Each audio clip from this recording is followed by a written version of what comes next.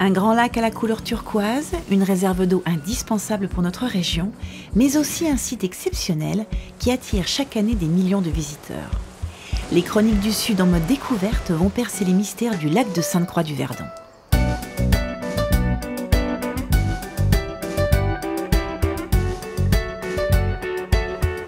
Face au lac, comme la proue d'un navire, le barrage surveille de près les villages de Sainte-Croix et de Baudouin.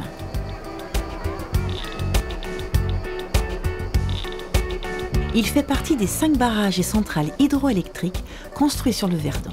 Et cette année, il fête ses 40 ans. 40 ans de passion et d'énergie, comme disent les hommes du barrage. Patrice en fait partie et c'est lui le porteur des clés. On voit bien la courbure de l'ouvrage. Un site exceptionnel, visite exceptionnelle.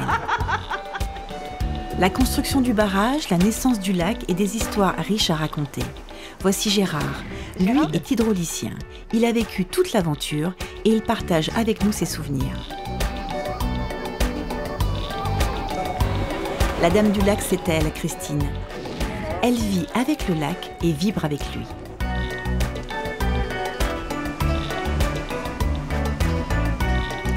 Casque de sécurité, chaussures adaptées, me voilà prête à pénétrer au cœur de l'hydroélectricité, la première source d'énergie renouvelable du Sud-Est. Le Verdon étire ses gorges à nos pieds et Patrice nous attend au sommet du barrage. Ton travail au quotidien, pour qu'on ait une petite idée, alors la sécurité, ça c'est clair, je pense qu'on a bien compris que déjà on ne rentre pas ici, de toute façon. Personne, à part moi aujourd'hui. Qu'est-ce que tu fais toi chaque jour ici, concrètement? Mais là c'est mon bureau, mon quotidien il est très varié. Tu veux dire quoi, ton bureau est ici? Voilà, il est juste à côté. Un petit peu plus haut. Donc vous voyez un peu le cadre de travail que j'ai. Oui, c'est pas mal. Et donc une partie de mon boulot et ma priorité c'est m'assurer que cet ouvrage est en bonne santé, en bon état, ce qu'on appelle la sûreté hydraulique. Donc m'assurer que l'ouvrage se comporte bien. Donc on fait de la surveillance, de l'auscultation. Et le reste de mon activité, à côté, il y a une usine hydroélectrique pour produire de l'énergie. Et donc, c'est aussi exploiter cette centrale. J'aime bien quand t'en parles, tu vis avec ton barrage, toi. Enfin, c'est pas que le tien, mais on sent vraiment que tu l'aimes, ce barrage. Mais on y passe du temps, et puis aussi on est agent d'astreinte, on y vient la nuit, les week-ends, donc ça fait un peu partie de la maison ici. Alors ici, Patrice, on est sur la crête du barrage. Là, tu me fais un vrai cadeau, parce que personne ne vient ici à part les gens de chez vous. Donc, merci.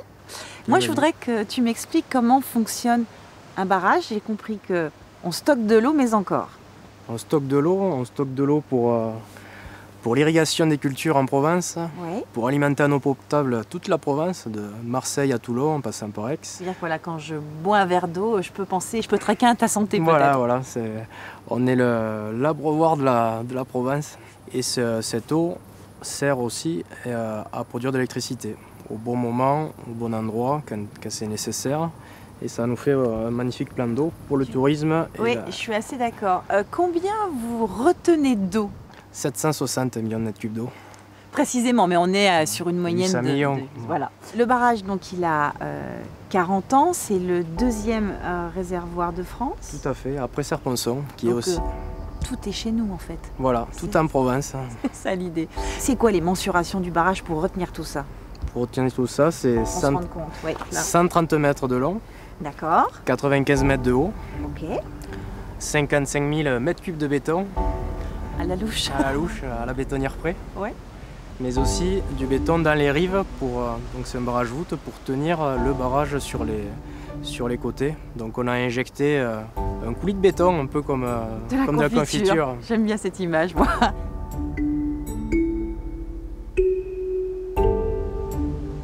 Le même point, il va être mesuré à différents endroits. C'est bon, je peux y aller? C'est bon?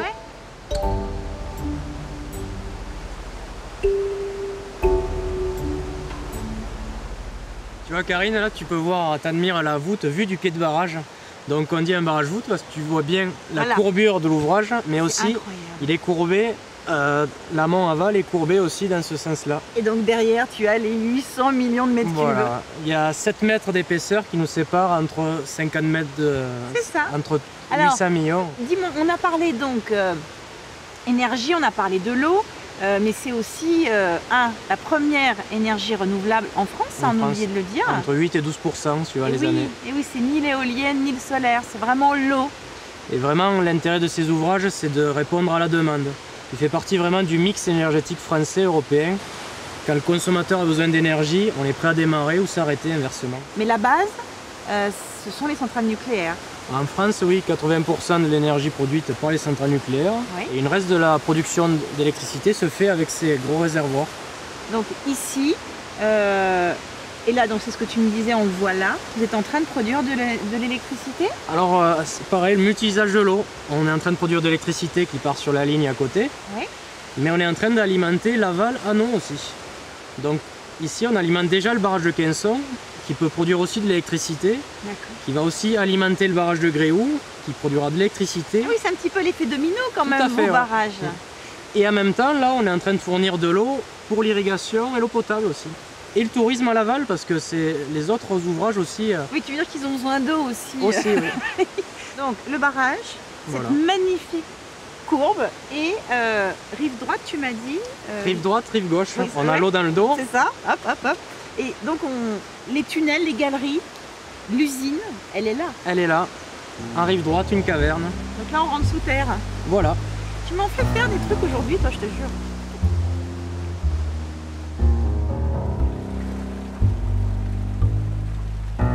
L'usine électrique du barrage de Sainte-Croix est installée à 100 mètres sous terre.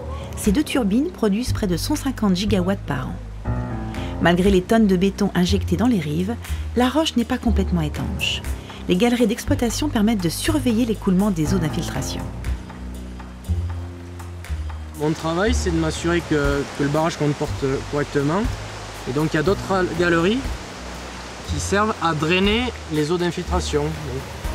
Le voile étanchéité n'est pas 100% étanche, donc on vient collecter ces eaux et on vient surtout les mesurer. Pour nous, c'est un paramètre très important, comme le pouls d'une personne. Donc là, on a un piézomètre, le PZ6. Donc là, on a un capteur de pression qui mesure la hauteur d'eau qui est au fond de ce puits. Piézomètre, pendule, capteur, le barrage est sous écoute 24 heures sur 24. Les mesures sont collectées et mises en mémoire dans un serveur informatique qui centralise les données nationales. Ici, rien n'est laissé au hasard.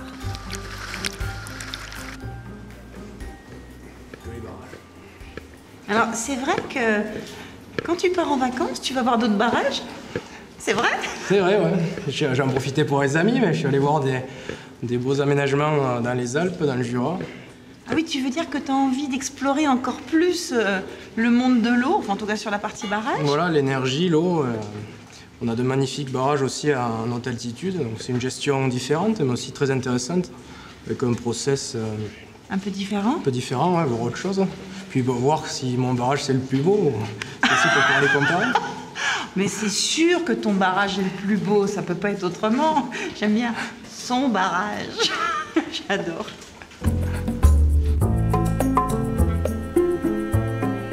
La gestion de l'eau en Provence n'a jamais été simple. L'aménagement hydroélectrique des vallées de la Durance et du Verdon ne s'est pas fait sans difficultés. Difficultés techniques, mais aussi difficultés humaines. Ce barrage qui préoccupe tant les gens de la vallée, c'est à cet endroit précis, à l'entrée des petites gorges du Verdon qu'il va être construit. Dans quelques années, de tout ce paysage, il ne restera qu'un immense lac, d'une superficie voisine de celle du lac d'Annecy.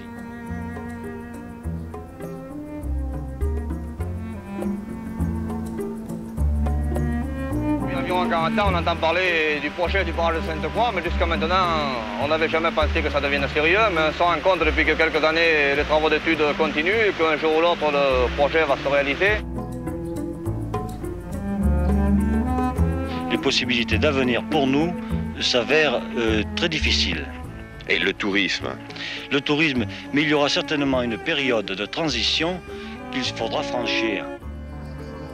Je me rends maintenant à Sainte-Croix-du-Verdon pour y retrouver Gérard, un aménageur du territoire passionné. Cet hydraulicien a vécu toute l'aventure de la mise en eau de la vallée.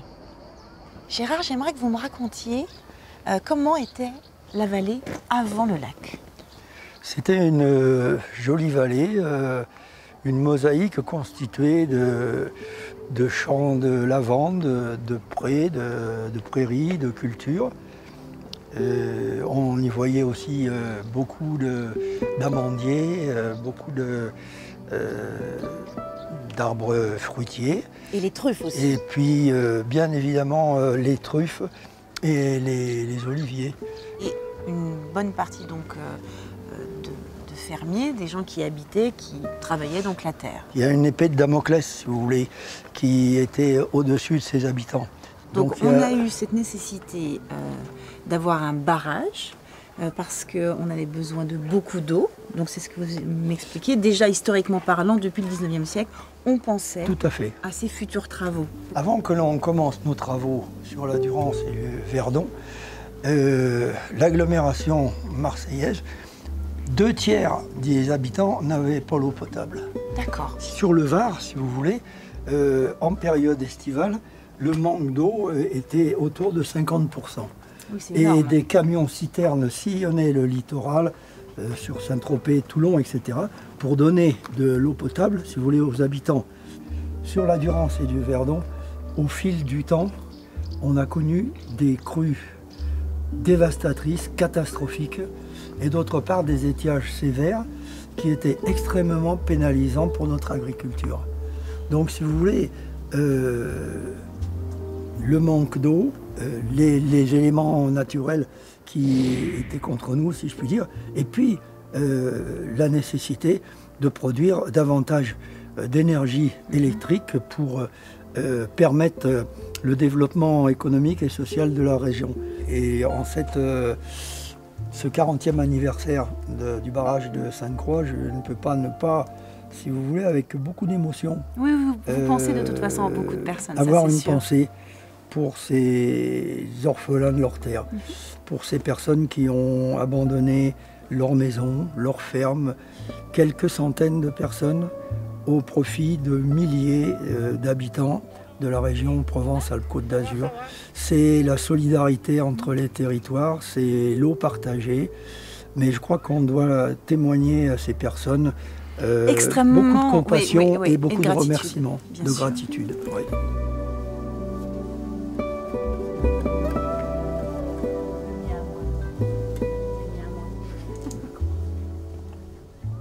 Donc il y a eu une reconversion importante parce que Sainte-Croix est un véritable poumon touristique, importante avec le développement des campings, de l'hôtellerie, de la restauration, des sports d'eau vive, etc. quoi. Donc je pense que ça a aussi une incidence sur la progression de la démographie.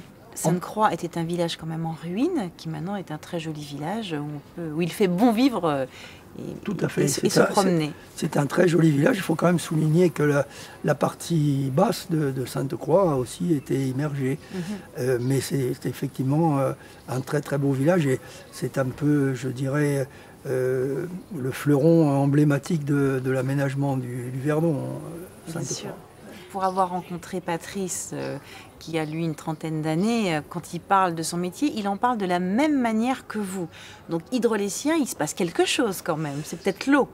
Ben, disons il y a une résonance entre vous, oui, en tout à cas. fait. L'eau, c'est la vie, si vous voulez.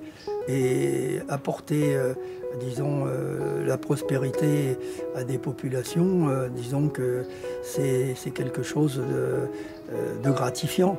On a fait nôtre cette citation d'Honoré de Balzac, « Heureux sont les hommes qui ont leur métier pour passion ».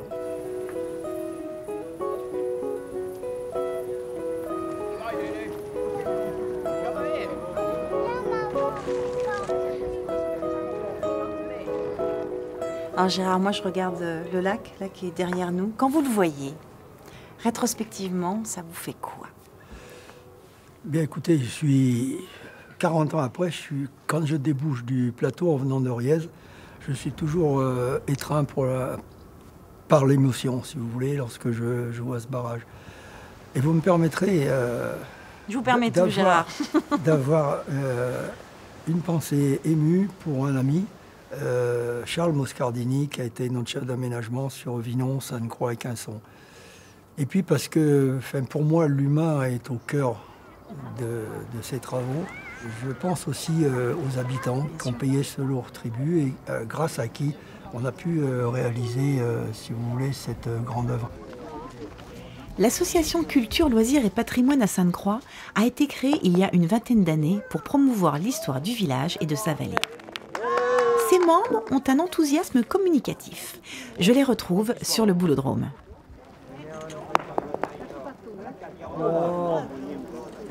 Honneur, il est pas fou quand même. Hein. Quand on est venu une fois à Sainte-Croix-du-Verdon, on y revient. Voilà, on y revient. La preuve, je pense que vous allez peut-être devoir m'adopter. Et même mieux que ça, je vais vous donner toutes les règles du jeu de boules et je vais vous apprendre à jouer aux boules. Ah ça c'est bien ça, parce que c'est un petit peu, c'est un peu le passe-droit quand même pour être bien inséré dans la. Ah voilà, sinon vous ne faites village. pas partie de Sainte-Croix-du-Verdon. Oui. Alors Bon, jusque-là ça va. Jusque-là ça va. Jusqu'ici tout va bien. Alors après, oui. Il faut faire un pas. Oui, un pas ici. Ouais. Et gardez-vous qui êtes jeune, le pied en l'air. Ah oui. Il en met cela. Oui, compte pas ça. Oui. Il faut garder le pied en l'air. Oui. Ça fait rien, lui apprend. Quitte à apprendre, Paul, autant que j'apprenne bien. Donc. Ce pied, voilà.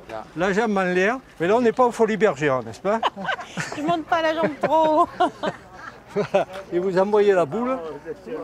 Près. Et là, là-bas, près des bouchons. Du cochonnet. Voilà. Attention devant. Attention, il n'y a personne là-bas. Ah, le cochonnet, il n'était pas là-bas. Là, très bien, très bien. Vous étiez agriculteur? Ah bah bien sûr, bah oui. Et qu'est-ce qu'on cultivait à l'époque sur les terres qu'il y avait à la place du lac? C'était une vallée qui était très riche. Oui. On avait de l'eau à volonté. De l'eau à volonté? Oui. C'est ça que vous dites?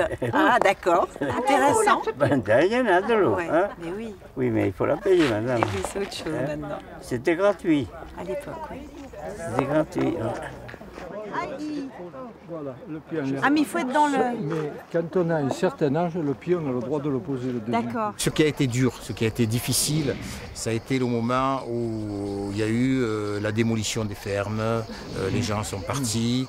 Bon, il y a eu des périodes assez dures quand on voyait les fermes dynamitées, détruites au bulldozer. Beaucoup n'avaient déjà plus de toiture, ou on permettait aux propriétaires d'emporter, on va dire, les tuiles, ou des encadrements de portes ou de fenêtres, etc. Mais ça faisait mal au cœur hein, de voir cette démolition.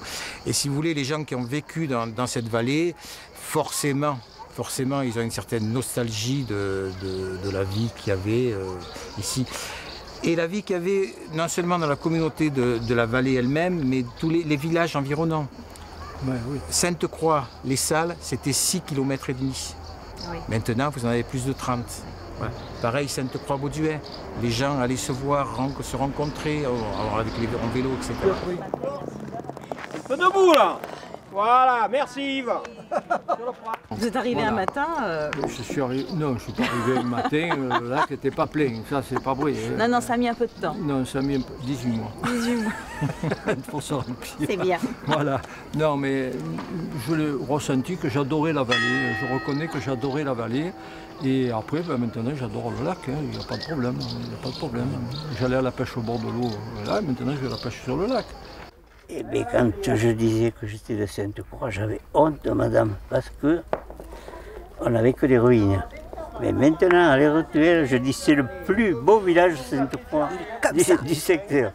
Est-ce que c'est vrai que il est beau, hein? Le village était un peu plus bas et non, à l'époque les gens étaient partis et abandonnaient la maison. Il n'y avait pas de tourisme à la maison. Bien sûr. Pas de valeur, et récupérer quelque chose, les portes, les fenêtres, les tuiles, et puis la maison restait comme ça. Mais vous avez fait le tour du village. C'est très beau. Ouais, ah non, je... Ouais.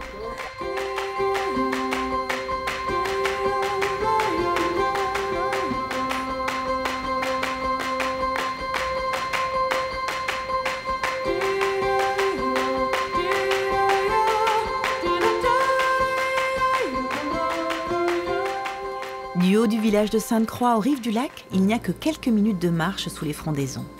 J'ai rejoint Christine, qui dirige la base nautique, pour une séance d'initiation à la navigation à voile sur eau douce. Ensemble, nous allons faire la traversée depuis Sainte-Croix jusqu'au village de Baudouin.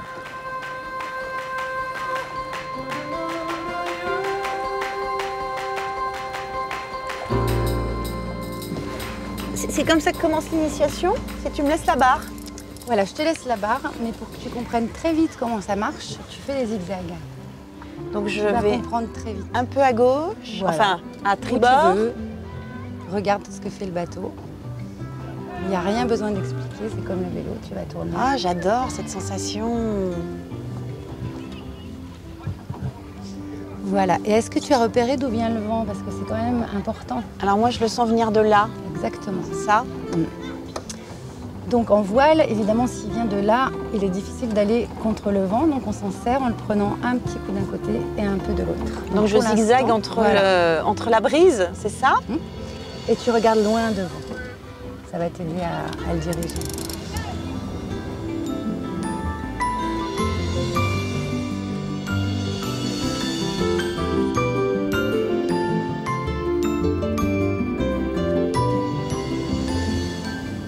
Pas de jet ski, pas de bateau moteur, l'appel à tranquillité, ça c'est la volonté qu'il y a sur le lac, de toute façon. C'est les contraintes plutôt bénéfiques du lac, parce qu'il faut préserver l'eau, c'est de l'eau potable, donc on fait tout ce qu'il faut pour ne pas la polluer. Donc c'est un bon point. Ensuite, bah oui, c'est pas de jet ski, pas de ski nautique, donc pas de vagues. Et pour nous, voileux, les vagues, c'est toujours dérangeant. C'est très intéressant de naviguer sur ces plans d'eau, parce qu'on a des caractéristiques de vent qu'on ne va pas trouver en mer. On n'a pas les mêmes vagues, on n'a pas les mêmes changements, donc c'est vraiment intéressant d'être là. Quand on installe une école de voile dans un lieu pareil, on vient se servir d'un nouveau lac, avec une population qui est marquée par un événement quand même, parce que c'est vrai que l'arrivée du lac a changé beaucoup la vie des gens. Oui. Il n'y a pas que le paysage, ça c'est sûr. Voilà, il y a parfois une petite réticence à venir sur le lac, même à le regarder, à descendre auprès du lac pour les gens qui ont vécu dans la vallée, ce qui est complètement, quand on connaît l'histoire, ce qui est complètement... oui, normal. Normal, voilà. Ça s'explique. La traversée, tu me l'as un peu proposée, et pour que j'apprenne à faire de la voile, certes, mais toi, tu aimes bien cette idée donc d'aller à un point A à un point B. On a proposé cette année pour la première fois une traversée tous les dimanches matins pour aller rencontrer Baudouin, aller au marché et aussi ouvrir notre école à tous les gens qui n'ont jamais fait de voile pour les initier de manière tranquille avec des conditions de sécurité optimum.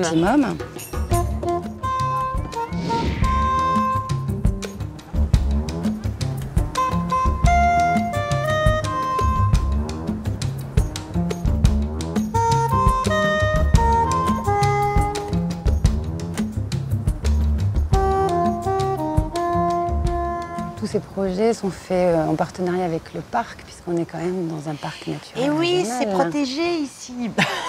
Mais c'est beau, il est beau aussi ce petit village. Voilà, il a eu plus de chance que les autres villages du lac. Oui, il a été... il a échappé belle quelque part. C'est ça, il a été sauvé des eaux. Et t'aimes bien te promener ici? C'est une autre atmosphère pour toi? Oui, ça fait ambiance petit port. D'accord. Peut-être parce qu'on y arrive par l'eau, mais on ne sait plus trop où on est. En plus, il a la chance d'avoir des beaux couchers de soleil. On garde le soleil très tard ici. Ah, c'est bien ça, plus que de l'autre côté. Oui, à Sainte-Croix, on est rapidement à l'ombre. On profite d'une belle vue du coucher de soleil sur les montagnes et sur Baudouin, justement, quand on est à Sainte-Croix. Mais à Sainte-Croix, on peut profiter des rayons du soleil un peu plus tard. Donc on va pas repartir tout de suite en fait. Voilà, on peut attendre.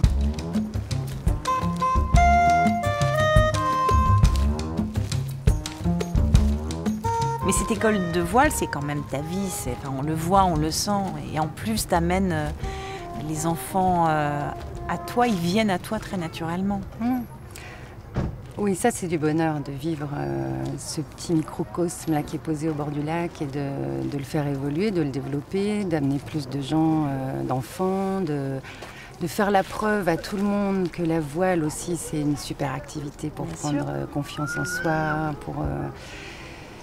Pour les jeunes aussi, les ados qui viennent, qui se raccrochent à quelque chose, qui ont leur point d'accroche là, c'est leur port d'attache. Ils attendent l'été d'après, ils attendent la saison. Vivement le 1er juillet. Voilà.